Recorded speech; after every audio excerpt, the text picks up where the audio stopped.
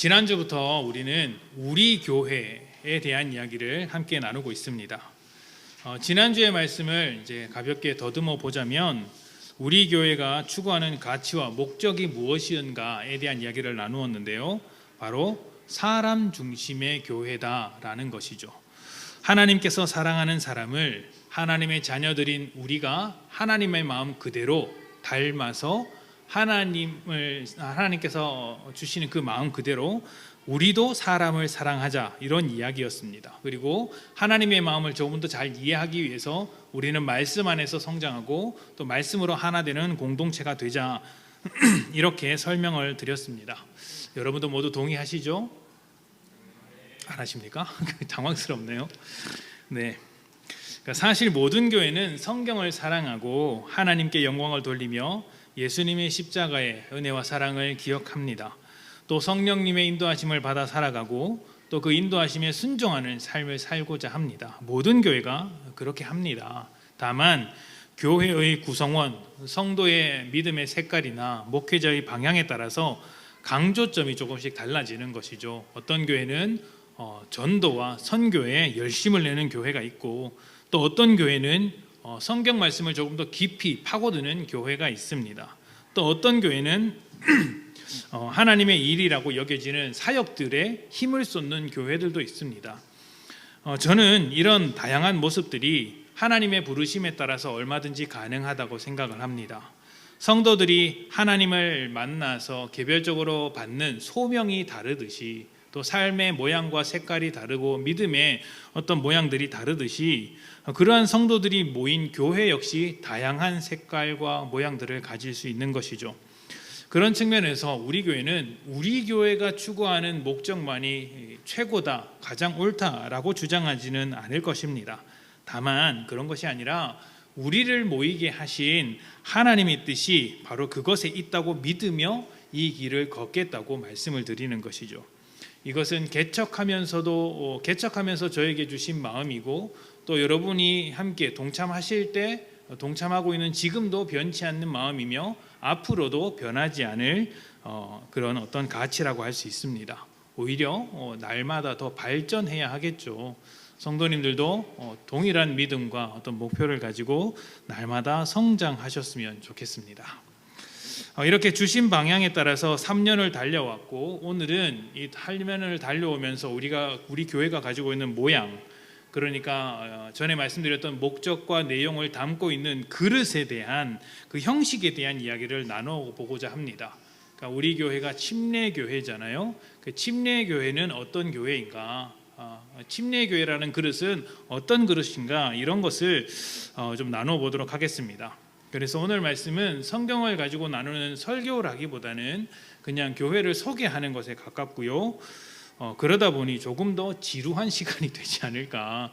제가 어제까지 준비하면서 내용을 굉장히 많이 쳐냈는데도 불구하고 조금 그렇겠다라는 생각이 들었습니다. 어찌되었든 우리 교회를 알아가는데 필요한 시간이니까요. 귀담아 들으시고 또 후에 오는 누군가에게 우리 교회를 잘 설명해 줄 수 있는 여러분들이 되셨으면 좋겠습니다.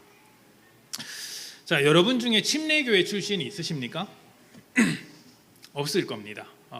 사모도 이제 침례교회 출신이 아닙니다. 아마 한두 분 계실까 모르겠습니다. 이제 국내외는 기독교가 있고, 그 국내외 그 기독교에 굉장히 다양한 교단들이 있습니다. 국내에만 교단의 숫자가 몇 개인지 아십니까? 2단을 제외하고 기독교 교단, 개신교 교단이 2019년 기사에 따르면 한국에만 370여 개가 있다고 합니다. 370개. 굉장히 많죠. 우리가 아는 교단을 제외하고도 너무나도 많은 교단이 있다고 합니다. 전 세계적으로는 훨씬 더 많습니다. 3,000개 이상의 교단들이 모여 있다고 합니다. 왜 이렇게 교단들이 많을까요?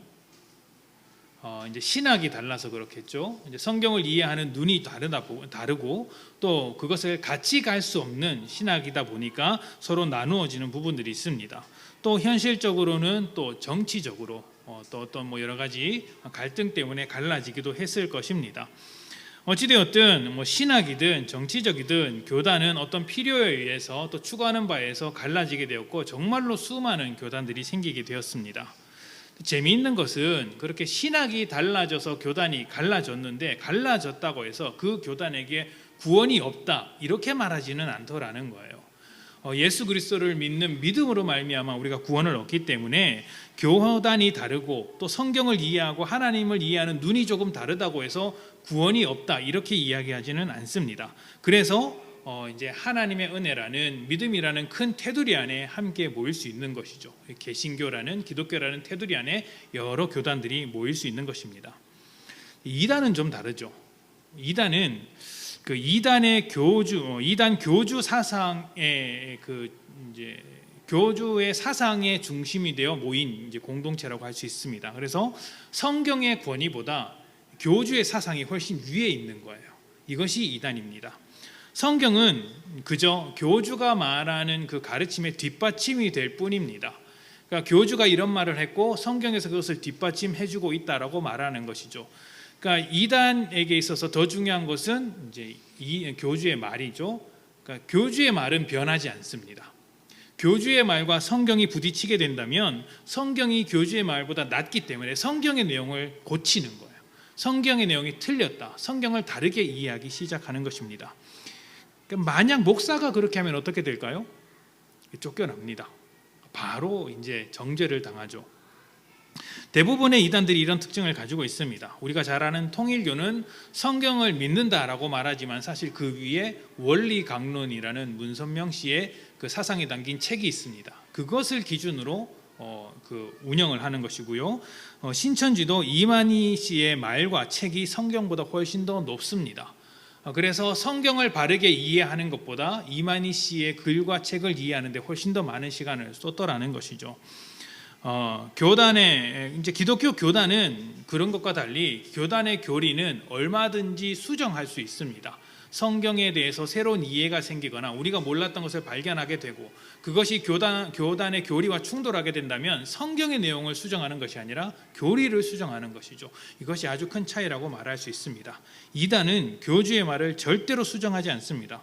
왜냐하면 교주 자체가 신이지 않습니까? 하나님과 동급, 예수님과 동급, 성령님과 동급 이렇게 가르치기 때문에 하나님의 말씀이 어떻게 오류가 있겠어요? 교주의 말도 오류가 있으면 안 되죠. 그래서 수정하지 않습니다. 수정을 하더라도 어떻게 해요? 몰래 합니다. 아무도 모르게 안 그런 것처럼 그렇게 거짓말을 하는 것이 이단이라고 할 수 있죠. 이렇게 이제 굉장히 교단들이 많이 나누어진 것이 기독교의 현재 모습인데 이것을 따지고 들어가면 크게 딱 6가지로 나누어서 생각해 볼 수 있습니다. 사실 2가지와 4가지인데요. 이제 기독교 안에 크게 구교와 개신교가 있습니다.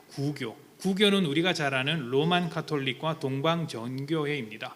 동방교회, 서방교회 이렇게 나뉘어졌고요. 또 16세기에 그 카톨릭으로부터 떨어져 나온 새로운 이제 프로테스탄트 이제 그 종교 개혁가들이 있었는데 그분들이 이제 개신교를 이루고 있습니다. 4개의 분파로 이루어져 있어요. 첫 번째가 루터교입니다. 루터교는 루터리안이라고 해서 종교개혁자 루터가 세운 교회입니다. 대부분 독일에 있습니다. 대부분 독일에 있고요. 우리나라에도 소수 교단으로 있는 것으로 알고 있습니다. 이제 2번째는 개혁교입니다. 칼빈이 중심이 되는 교단이고요. 우리가 잘 아는 장로교회가 이 개혁교라고 이야기를 합니다. 이 장로교, 이 개혁교가 범위상으로는 가장 널리 퍼진 교단입니다. 굉장히 많은 나라, 또 많은 국가에 이렇게 범위가 넓어진 교회예요. 그리고 이제 아나베프티스트라는 교회가 있습니다. 지금 잘 모르시죠? 아나베프티스트 재침례교라고 합니다. 우리 교회가 침례교잖아요. 이 재침례교하고는 큰 상관이 없습니다. 그냥 재침례교라는 교단이 이때 생겼고 이분들은 굉장히 급진적인 개혁을 추구하던 사람들이었어요. 지금도 이분들의 영향을 받아서 재침례교라고 자신들을 소개하는 교회가 있습니다. 우리 주변에도 있어요. 이분들은 이단이라고 말하기는 어렵고요. 또 다른 교단이라고 보시면 되겠습니다. 아마 독립교회의 모양으로 많이 남아있는 것 같습니다. 그리고 또 하나가 성공회입니다. 성공회는 성공, 실패 이런 거 아닙니다. 이런 거 아니고요. 이제 거룩한 공회, 거룩한 모임 이런 의미예요. 영국의 국교회입니다. 영국의 국교회, 국가교회 성공회의죠. 이렇게 크게 네 가지의 교단이 있었어요. 이 네 가지의 줄기에서 나머지 것들이 나오는 거예요. 우리가 잘 아는 뭐 성결교나 감리교나 순복음도 이제 이런 네 가지 줄기에서 나오는 것이고요. 이제 뭐 순복음 같은 경우에는 운동으로부터 시작되었고, 이제 우리가 잘 아는 감리교 같은 경우에는 이제 개혁주의의 흐름 안에서 이제 요한 웨슬리라는 사람이 또 다른 신학을 가지고 이제 등장했다고 볼 수 있습니다. 이렇게 다양하게 나왔죠. 자, 그런데 이 중에서 성공회, 영국 국교회가 이제 개신교로 등장을 했는데, 이 국가교회에서 칼빈의 신학, 그러니까 개혁교회의 교리의 영향을 받아서 등장한 한 무리의 집단이 있었어요. 아주 유명한 집단인데요, 청교도입니다. 청교도인데, 이 청교도 사람들이 국가교회에 소속되어서 신앙생활을 하다가 교회가 조금 이제 개혁해야 한다, 바뀌어야 된다라는 주장을 계속 했었습니다. 안 듣죠. 국가교회, 국가 단위가 되면 변화되는 게 좀 어렵지 않습니까? 더디고 그러자 이제 그 중에서 이 국가가 교회가 되는 것보다 자유롭게 믿는 자들이 교회를 세우는 것이 훨씬 더 성경적이겠다라고 하면서 이제 분리되어서 나온 사람들이 있어요. 그 사람들이 침례교회가 아니라 그 사람들을 분리주의자라고 합니다. 분리주의자. 그런데 분리주의자들 중에서 그러고 가만히 보니까 유아 세례도 성경적이지 않은 것 같아, 침례를 주는 게 훨씬 더 성경적인 것 같아 라고 하면서 분리되어서 나온 사람들이 있어요. 분리를 거쳐서 나온 사람들, 그 사람들이 침례교회입니다. 복잡하죠? 이게 그나마 간단하게 말씀을 드린 거예요. 다 떼어내고 아주 쉽고 간단하게 분리해서 등장한 교회가 침례교회다 말씀드린 겁니다. 자, 이렇게 말씀드린 것은 지금부터 침례교회의 특징이 무엇이고 침례교회가 무엇을 중요하게 생각하는 교단인지를 소개하기 위해서 간단한 배경을 말씀드린 것입니다. 자, 배경을 간단하게 설명드렸으니까 분리해서 나왔다고 하니까 침례교회가 이렇게 해서 분리되었구나라는 것을 간단하게 이해하셨죠? 자, 그러면 그 침례교회는 무엇을 중요하게 생각했을까요? 지금 침례교회는 무엇을 중요하게 생각했기에 그렇게 분리되어서 나왔을까요? 침례교회가 중요하게 생각하는 게 무엇일까요? 침례 같지요? 아닙니다. 침례교회는 침례를 중요하게 생각하긴 하지만 침례가 가장 중요한 가치는 아닙니다. 사실 침례를 하는 교단은 지금도 많습니다. 제가 알기로는 카톨릭 중에서도 침례를 하는 곳이 있고요, 또 다른 장로교단이나 다른 교단에서 침례를 하는 교단이 있습니다. 그리고 재미있지만 침례교회 중에서도 교회 상황에 따라서 세례를 주는 교회도 있습니다. 침례라는 것이 굉장히 중요한 가치이긴 하지만 그것이 최우선되는 가치는 아니더라는 것이죠. 가장 중요한 가치는 자유입니다. 침례교회에게 있어서 가장 중요한 가치는 자유입니다. 대전에는 한국침례신학대학교라고 해서 교단 신학교가 있는데요, 그곳에 그 가치가 3개가 있습니다. 진리, 중생, 자유. 자유를 중요하게 생각하더라는 것이죠. 침례교회는 무엇을 반대하면서 나온 사람들이냐면 국가교회를 반대하면서 나온 사람들의 후예예요. 그러니까 국가교회, 국가에 소속되었다고 다 믿음이 있는 것일까? 그건 아니더라는 것이죠. 그럼 교회라는 것은 믿는 자들이 모여서 공동체를 이룰 때 그게 교회가 되겠다라고 생각해서 이제 국가가 중심이 되는 교회가 아니라 믿는 자들이 자유롭게 세우는 교회가 필요하다. 그래서 자유교회를 세웠습니다. 믿는 자들이 자유롭게 교회를 세우자, 자유롭게, 그것이 자유교회인 것이죠. 그러니까 왕이나 국가가 교회를 세우는 것이 아닌 것입니다. 이것은요, 하나님과 나 사이에 누군가 낄 수 없다, 하나님과 나의 관계는 1대1의 관계다라는 믿음의 바탕을 두고 있어요. 그러니까 하나님과 나와의 관계에 있어서 내가 하나님을 믿는데 왕이나 국가가 낄 수 없고 신부나 목사나 어떤 사제가 낄 수 없다. 오직 하나님과 나의 직접적인 관계고 내가 하나님께 은혜를 받고 내가 하나님께 기도를 하고 내가 하나님께 예배하는 것이다. 그러니까 국가교회는 말이 안 된다라고 생각하고 있는 것이죠. 그러니까 국가에서 태어나자마자 유아 세례를 받고 그렇게 해서 국가의 일원이 되었다고 해서 교회의 일원이 된다는 것은 그것은 좀 아닌 것 같다. 자동으로 구원을 받는다는 것은 좀 아닌 것 같다. 아니 믿음으로 고백하는 것이 있어야 되지 않느냐, 이런 믿음을 가지고 있었던 것입니다. 이것이 이제 믿음의 자유였고 그들이 주장하는 양심의 자유였고, 이 양심의 자유가 제도화된 것이 종교의 자유입니다. 종교의 자유. 그래서 이 종교의 자유가 침례교인들에게 굉장히 중요한 가치가 된 거예요.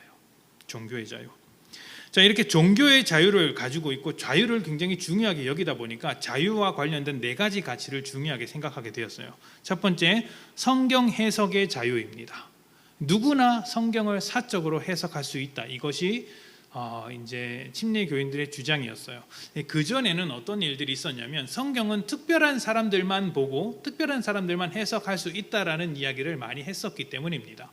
그래서 중세 시대에는 성도들이 성경을 가지고 다니지 못하도록 제한하는 일도 많았어요. 그러니까 교회가 성경을 가지지 못하도록 제한했던 것이죠. 이런 일들에 대해서 반대하는 겁니다. 누구나 성경을 이해하고 성경을 볼 수 있어야 한다. 성경 해석의 자유를 주장했습니다. 또 영혼의 자유를 주장했어요. 이게 뭐냐면요, 국가교회에 소속되었다고 무조건 구원받는 거 아니다.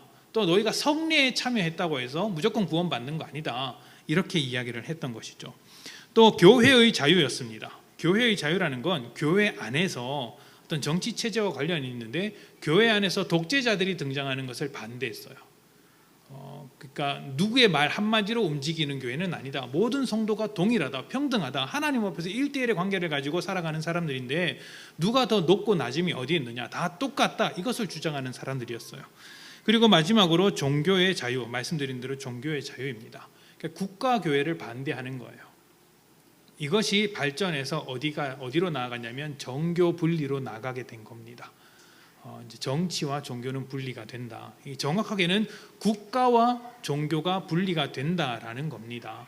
그러니까 정치와 종교가 분리되는 것은 아니죠. 왜냐하면 정치는 이제 사람들을 다스리는 거잖아요. 그러니까 믿는 자들이 하나님을 향한 믿음을 가지고 또 하나님 나라를 세우고자 정치에 참여할 수는 있습니다.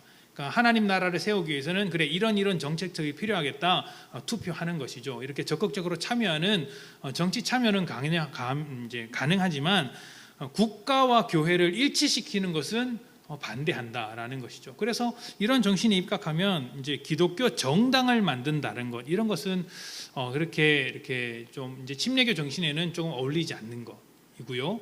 또 무슨 기독교인이기 때문에 대통령으로 뽑자, 이런 것도 그렇게 이렇게 좋은 건 아니라고 보고 있는 것입니다. 뭐 장단이 있겠죠. 자, 이렇게 이제 특징을 가지고 있기 때문에 이제 핍박이 오기 시작합니다. 왜냐하면 그 당시 사회는 국가 교회가 국가의 시스템이었거든요. 그러니까 국민으로 등록되는 것은 교회의 유아 세례로 교회의 일원으로 등록이 되면 그 시스템 안에서 국가의 국민이 되는 거였어요. 근데 이 국가 교회 시스템을 반대한다는 것은 또 다른 말로 국가를 반대한다는 것으로 여겨지기도 했습니다. 국가 이데올로기를 반대하는 것이었어요. 그러니까 반역자죠. 그래서 이 침례교인들에게 핍박이 오기 시작합니다. 이 종교의 자유를 놓고 투쟁한 목사님들이 꽤나 많았는데요.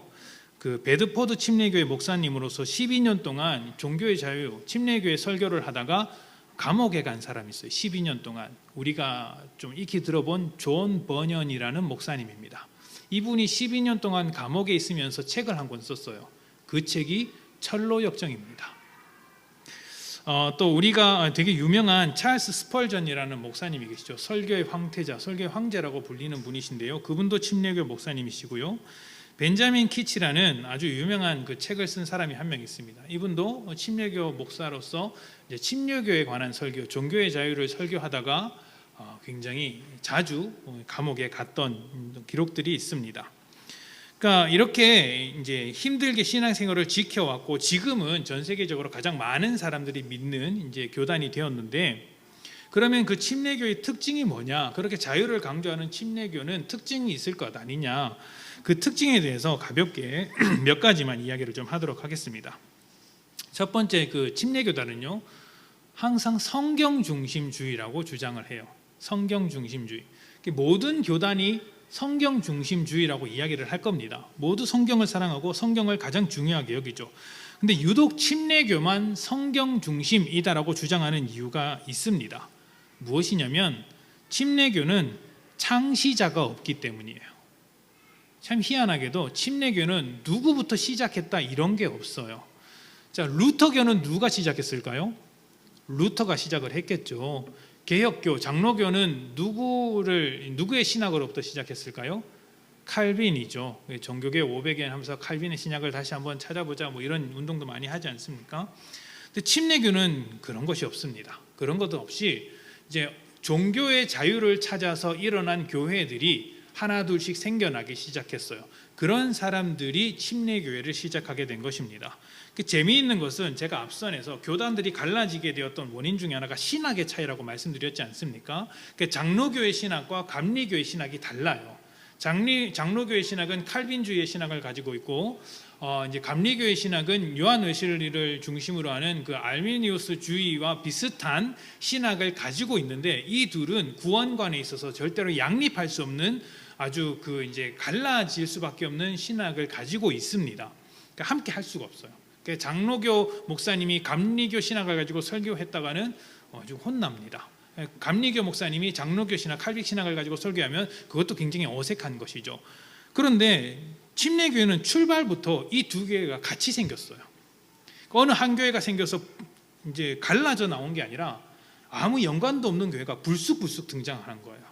그러니까 칼빈의 주장을 따르는 특수 침례교회가 생겨났고, 알미니우스, 요한 웨슬레의 주장을 따르는 그 일반 침례교회가 이렇게 같이 등장하게 된 거예요. 이 두 교회들이 신학이 다릅니다.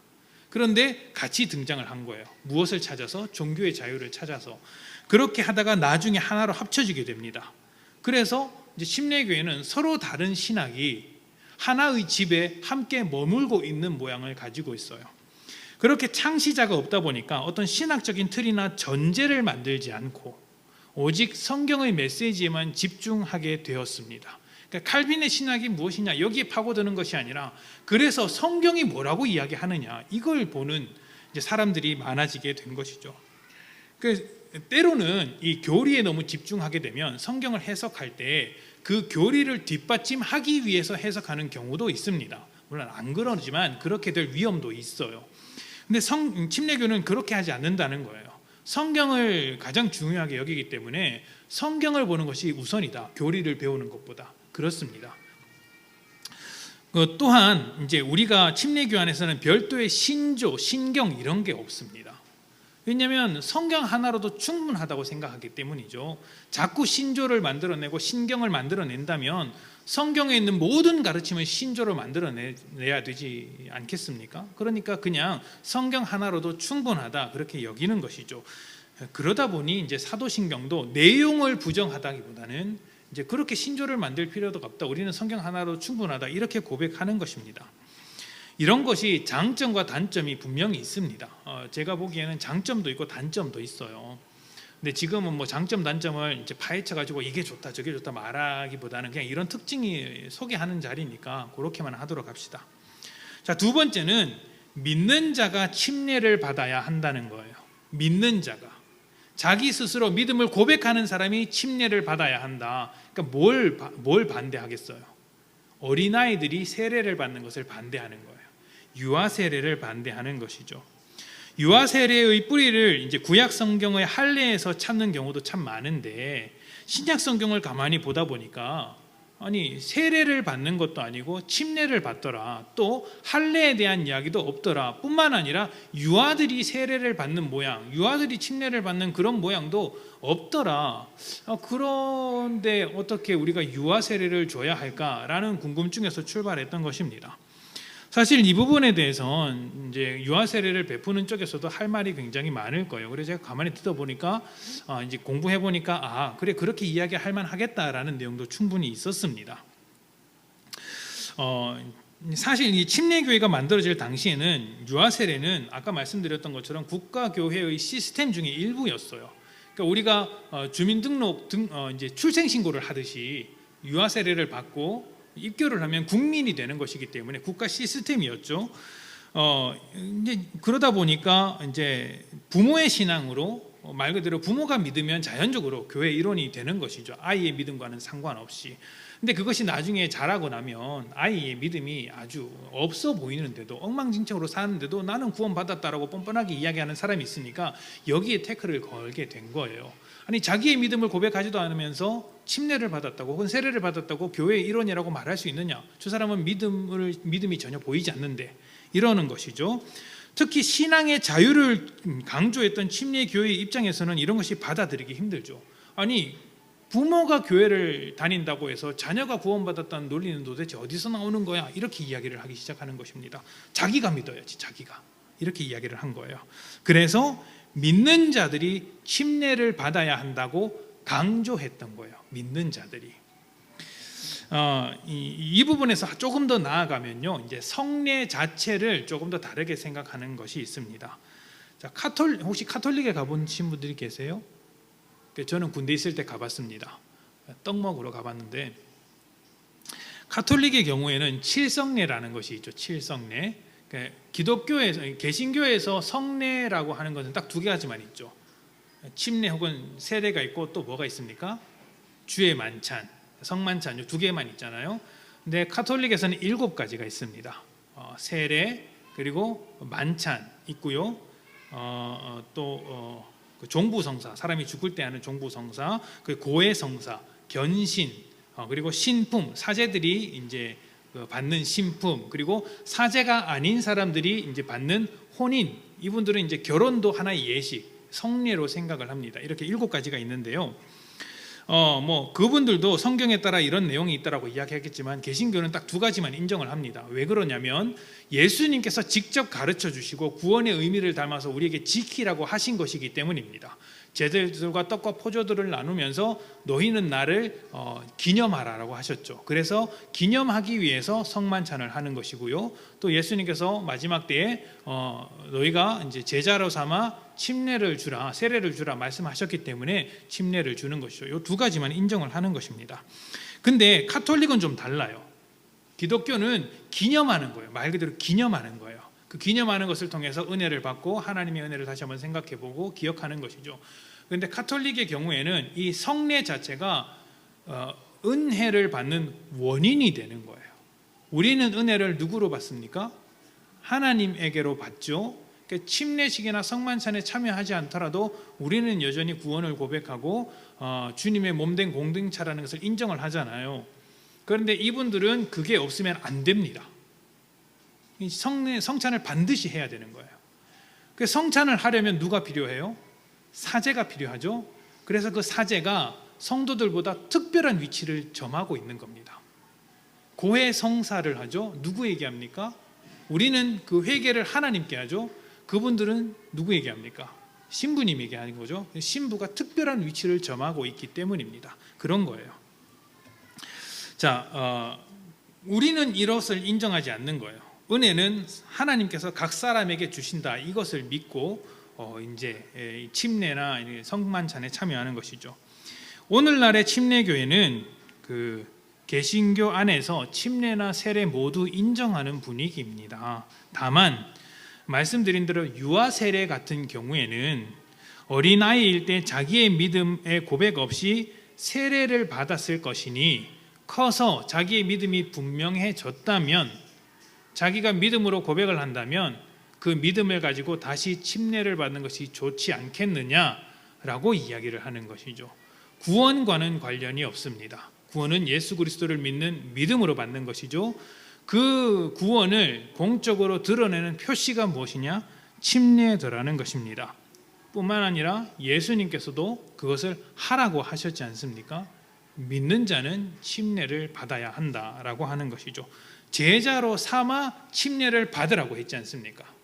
침례를 받으면 제자가 된다가 아니라 제자를 삼으면 그 사람에게 침례를 주라, 믿음이 있으면 침례를 주라, 이렇게 되기 때문에 믿음을 가진 사람들이 침례를 받는 것이 맞다라고 생각을 하고 있는 거예요.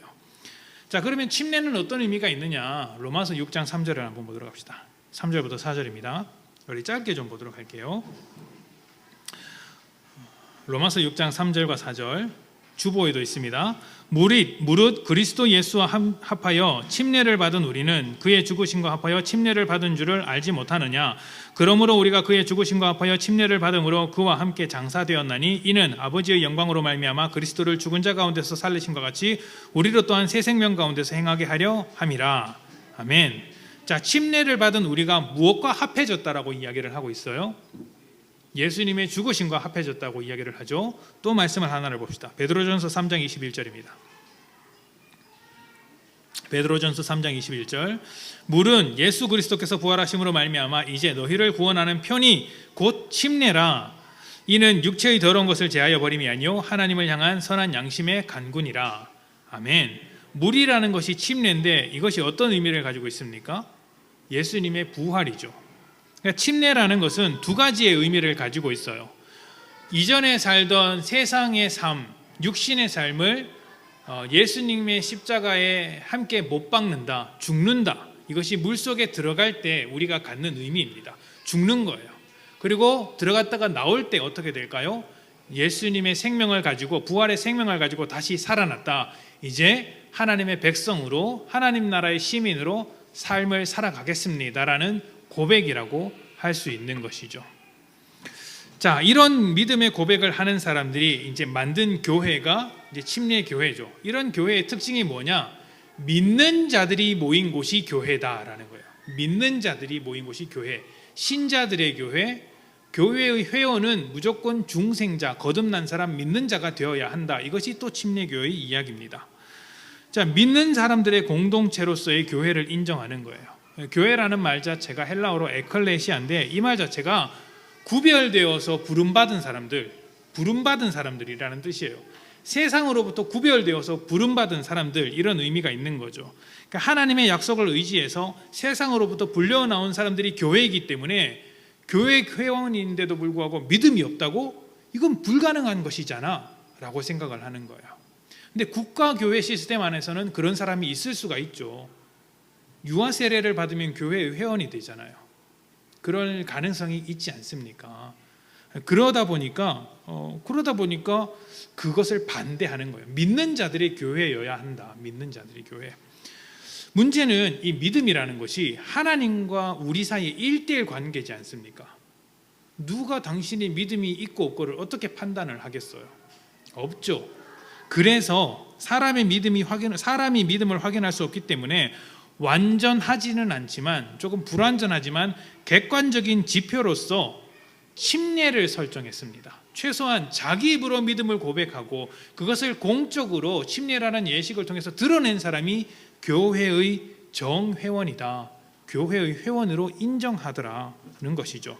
그러니까 침례를 통해서 스스로 하나님을 공개적으로 고백하는 사람들이 교회의 정회원인 것입니다. 우리 교회도 그렇게 구분을 하고 있어요. 교회에는 준회원과 정회원이 있습니다. 정관에 보면 그렇게 있는데요. 정회원의 자격은 교회에 등록을 해서 침례를 받은 성도이고요. 준회원은 그 나머지 모든 성도입니다. 차이가 있느냐? 없습니다. 없습니다. 정회원이 갖는 것은 딱 한 가지가 있죠. 책임을 더 갖습니다. 나중에 나올 텐데 교회의 어떤 결정을 내릴 때, 의사 결정을 할 때 그 정회원들이 결정을 내립니다. 왜냐하면 내 믿음을 공개적으로 고백했기 때문이에요. 그 사람들이 그 믿음의 고백을 가지고 결정한다라는 의미를 가지고 있기 때문이죠. 저는 교회의 문턱은 낮아야 한다고 생각을 합니다. 누구나 들어올 수 있어야죠. 그게 성경적인 의미죠. 그런데 직분이나 리더와 같이 책임을 지는 자리에 올라가는 사람들은 믿음이 공개적으로 인정받는 사람들이어야 한다는 생각을 가지고 있습니다. 누구나 들어와서 교회 안에서 복음을 듣고 은혜를 나누어야 하지만 조금 더 책임을 지는 리더의 역할은 사람들에게 본이 되는 자리이기 때문에 공개적으로 신앙생활을 잘하는 사람이어야 한다는 것이죠. 그래서 교회의 정관에 보면 집사님의 경우에는 큰 자격을 따지지 않습니다. 누구나 섬길 수 있는 것이죠. 그런데 안수 집사나 교회 어떤 부서장의 위치에 올라가는 사람들은 이제 교회 출석 여부도 점검을 하고 헌금 생활이나 봉사도 점검을 하고 침례 여부도 점검을 합니다. 스스로 믿음을 고백하며 침례 교인으로서 이제 고백을 했는가 이 점을 함께 들여다봅니다. 본이 되고 책임을 지는 자리이기 때문에 이런 이제 그 하나의 그 표시를 둔 것이죠. 침례식이 있잖아요. 스스로의 자기의 믿음으로 고백하지 않으셨다면 받으셨으면 좋겠어요. 그렇게 하시는 것이 여러분에게 더욱더 도움이 되고 귀한 은혜의 시간이 될 것이라고 믿습니다. 시간이 좀 많이 지나갔는데 좀 빨리 하도록 하겠습니다. 마지막으로는 회중정치와 개교회주의라는 것이 있습니다. 회중정치, 개교회주의 이런 단어들이 좀 낯설 텐데요. 침례교회의 아주 중요한 특징입니다. 정치체제입니다. 정치체제. 침례교회의 정치체제는 회중정치입니다. 자, 장로교회의 정치체제는 무엇일까요? 장로체제죠. 장로회의. 그래서 어떤 게 있습니까? 어떤 것에서 결정을 합니까? 당회가 있잖아요. 당회. 당회에서 그 담임 목사님과 장로님 모여서 의사 결정을 합니다. 이것이 일종의 민주적인 절차라고도 할 수 있죠. 대의 민주주의. 그러니까 장로님들이 뽑히면 그 장로님들이 성도님들의 뜻을 대신해서 결정을 한다. 대의 민주주의라는 그런 이제 제도라고도 말할 수 있고요. 또 장로 제도라고 말할 수 있습니다. 특별한 몇몇 사람들이 교회 전체적인 일을 결정한다라는 것이죠. 침례교회는 회중 정치입니다. 누가 결정하느냐? 모든 성도들이 결정하는 거예요. 모든 성도들이 참여해서 모든 성도들이 함께 결정을 합니다. 그게 침례교회 정치 체제입니다. 이것은 이제 기독교 교리 중에 하나인 만인 제사장을 실천한 것이라고 말할 수 있어요. 만인 제사장은 누구나 제사장이다라는 거예요.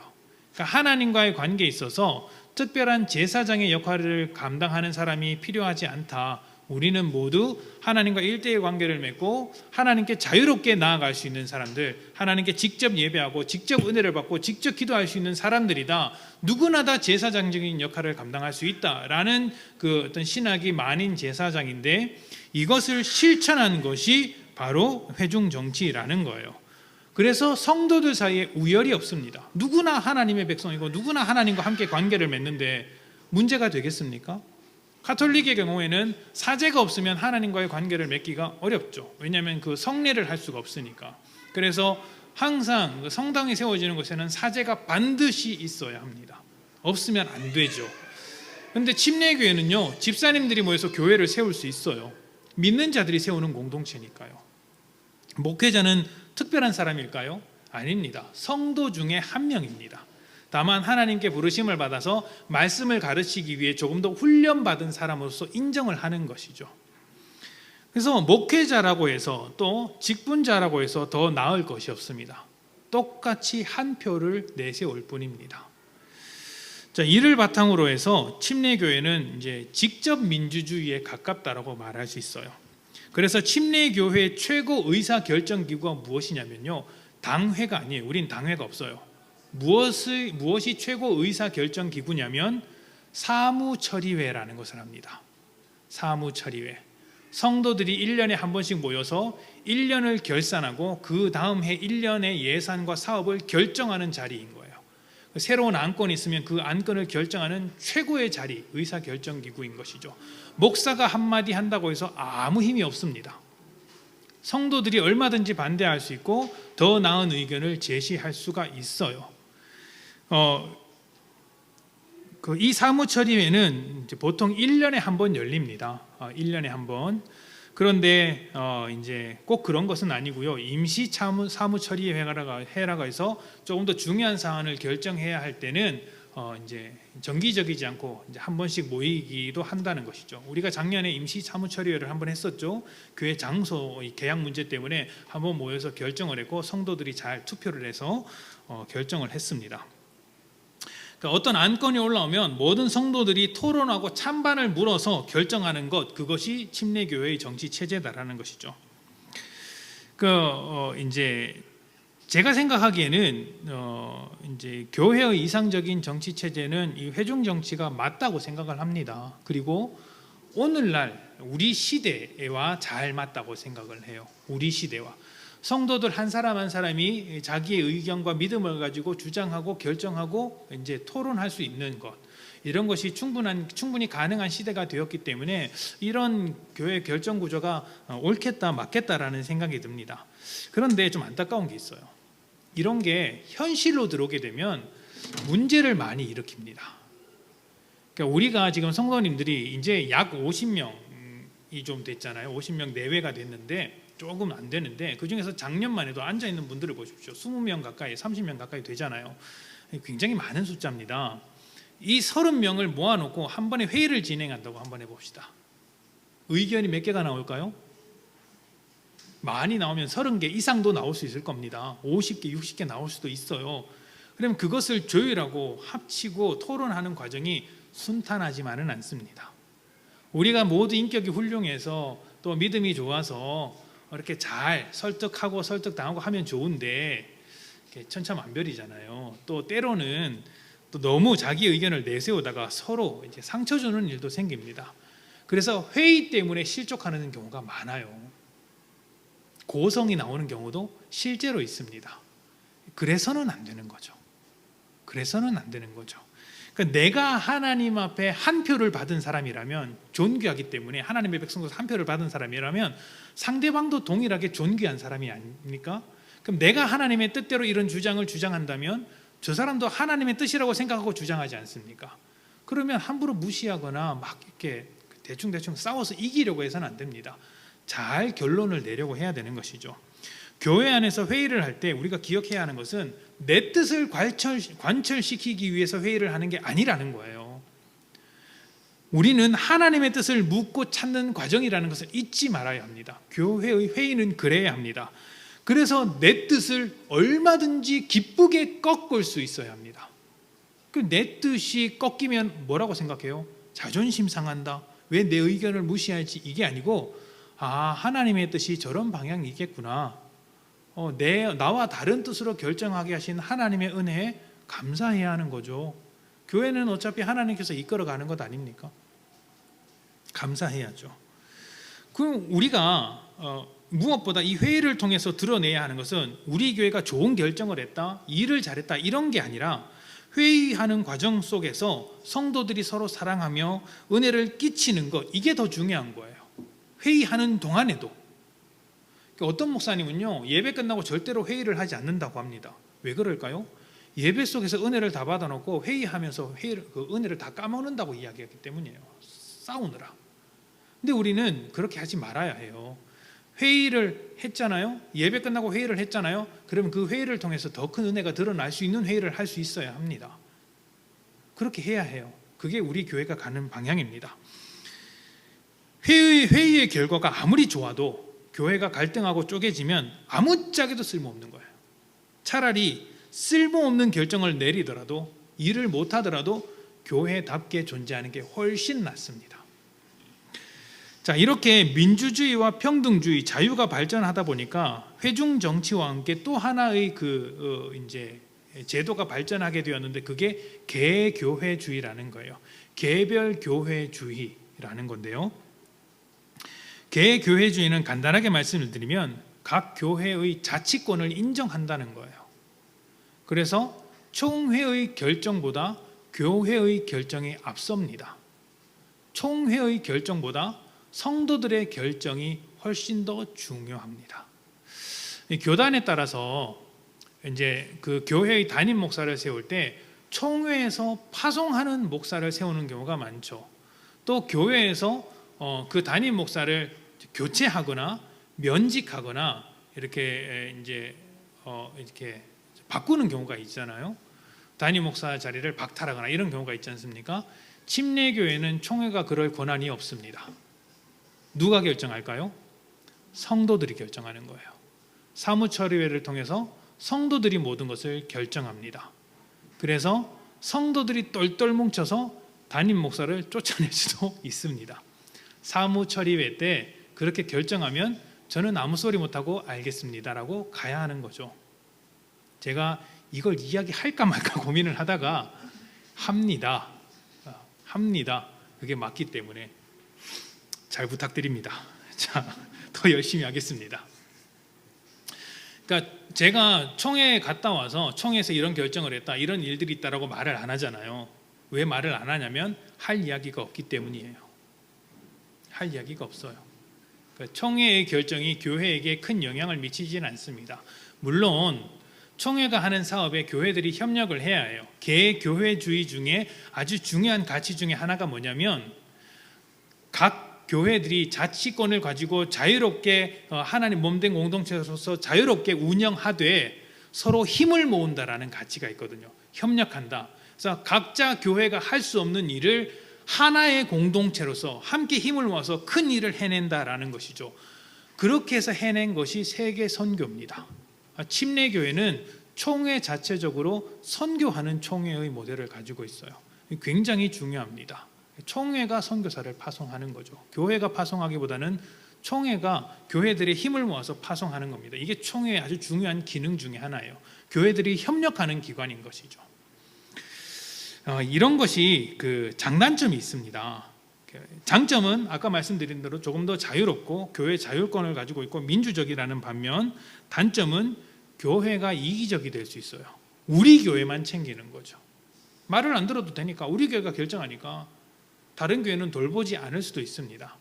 이기주의가 될 수 있습니다. 이제 정치 체제에서도 그렇지 않습니까? 국가주의의 정치지를 가지고 있으면 국민들이 국가에 조금 더 충성할 수가 있습니다. 국가가 하는 일에 훨씬 더 힘을 모을 수 있죠. 그런데 민주주의가 되면 어떻습니까?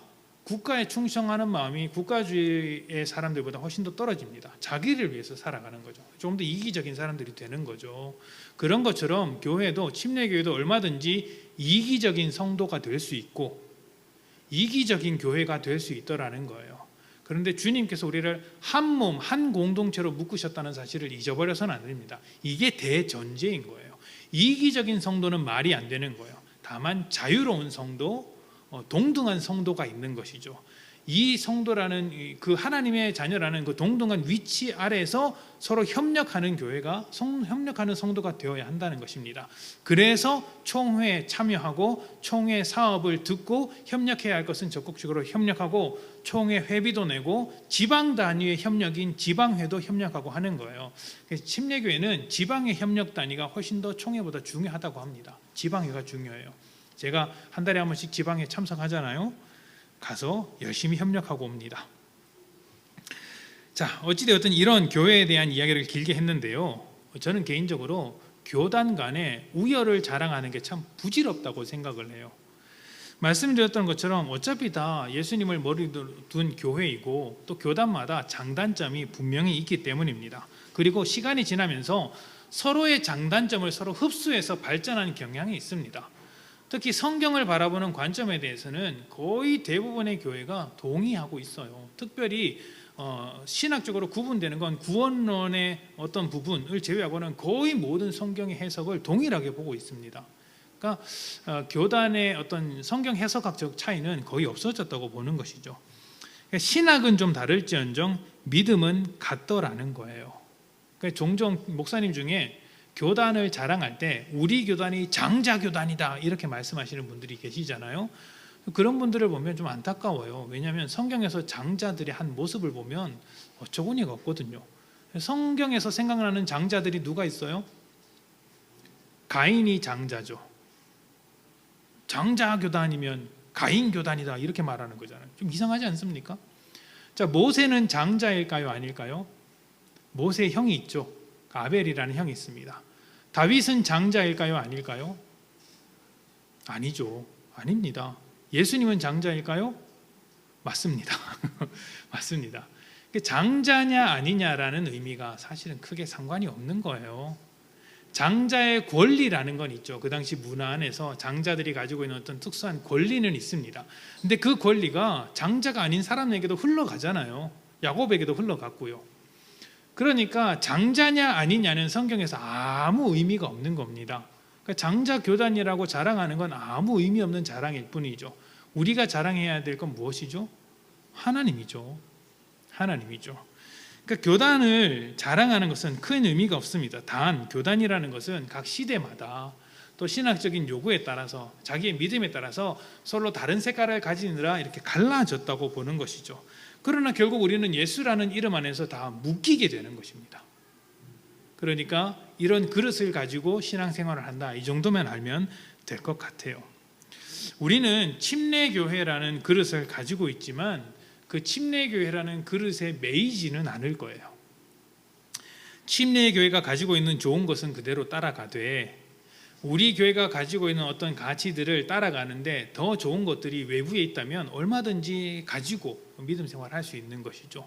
그렇게 함께 예수 그리스도를 닮아가는 교회로 또 우리에게 주시는 그 은혜들을 세상 가운데 드러내는 그런 믿음의 방향으로 살아가는 교회가 되었으면 좋겠습니다. 중요한 것은 우리가 진짜 교회, 예수님의 교회로 살아가는 것이겠죠. 늦사랑교회 성도님들이 모두 그러한 교회가 되는 밑거름이 되셨으면 좋겠습니다. 우리 시간 함께 기도할 때 교회를 놓고 함께 기도했으면 좋겠습니다.